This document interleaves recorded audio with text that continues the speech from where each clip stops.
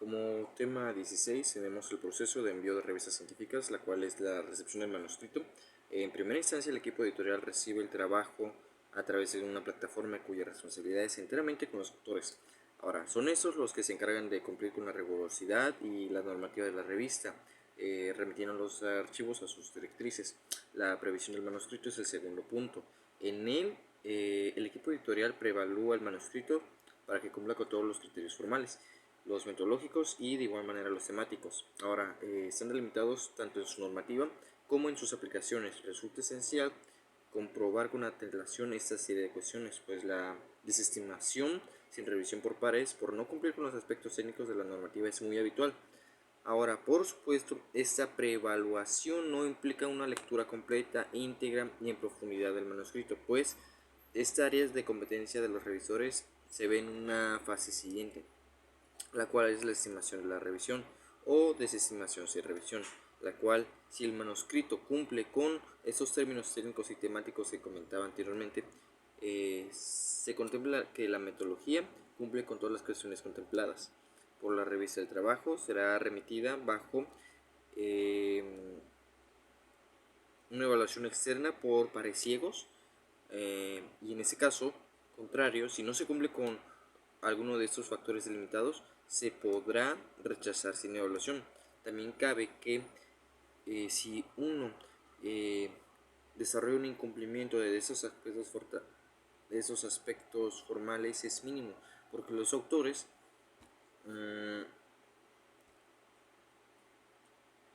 subsanen las cuestiones señaladas para su reenvío y preestimación.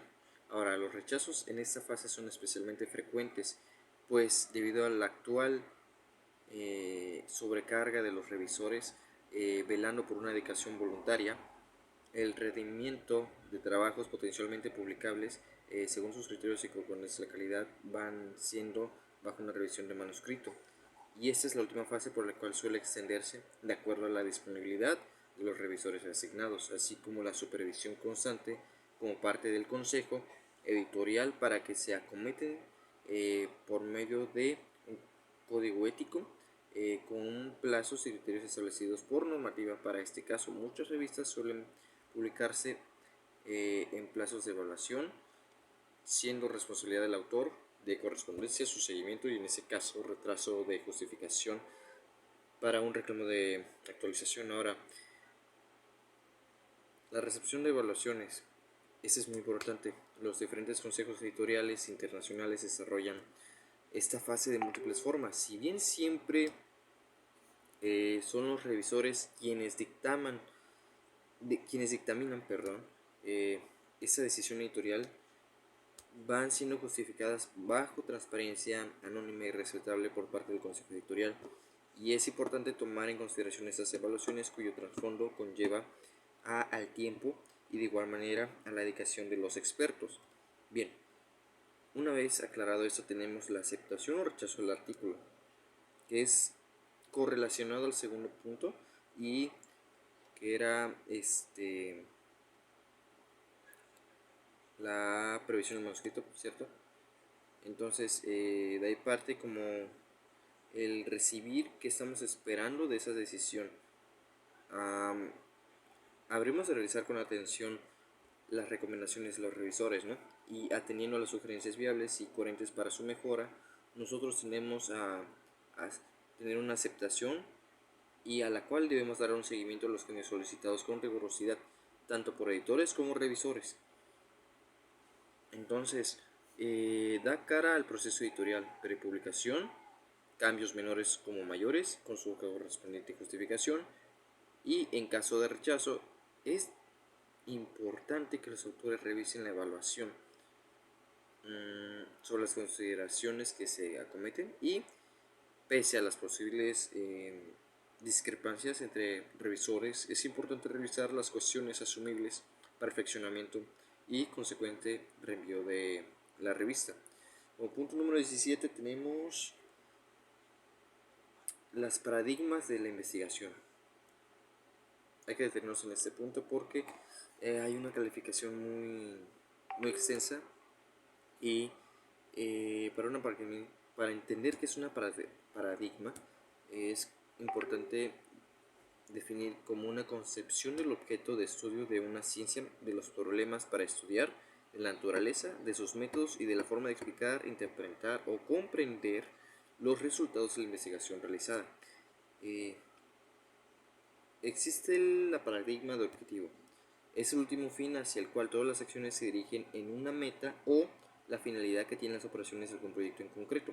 La ontología es la rama de la filosofía que se dedica a reflexionar sobre los modos esenciales de existencia de las cosas. ¿Okay? La epistemología es una rama de la filosofía que igual entra como paradigma, igual que la anterior. Todas estas, volviendo al punto principal, la epistemología tiene elementos que procuran la adquisición del conocimiento, investigación de los fundamentos, límites de los métodos y validez del mismo. Luego tenemos la paradigma de la axiología, la cual es una disciplina filosófica que estudia los valores y su evolución histórica, muestra las huellas de la confrontación entre las escuelas y corrientes del pensamiento, a menudo que están opuestas entre sí. Y por último, la generalización. La generalización es la base comunitaria de toda inferencia deductiva válida. El concepto de esa generalización tiene aplicación en muchas disciplinas que pueden tomar un significado especializado según el contexto. El texto debe estar bien formulado para que tenga a su vez una mayor relación con la generalización de los temas a tratar, por lo que debemos identificar las causas. Y ahí hay otro paradigma que se llama relaciones causales. Esta es una relación entre un evento y un segundo evento, causa-efecto, en donde el efecto de la consecuencia es directa de la causa. Y por lógica tenemos la paradigma de la lógica, que es la ciencia que estudia la corrección de los razonamientos tanto de los formales como los no formales. Por eso esta asignatura se va a componer de partes de la lógica formal y otra que es la lógica no formal. Entonces, al tener un paradigma de enfoque, tenemos que el punto de vista se toma a la hora de realizar un análisis, ¿no? Y una investigación parte de una teorización.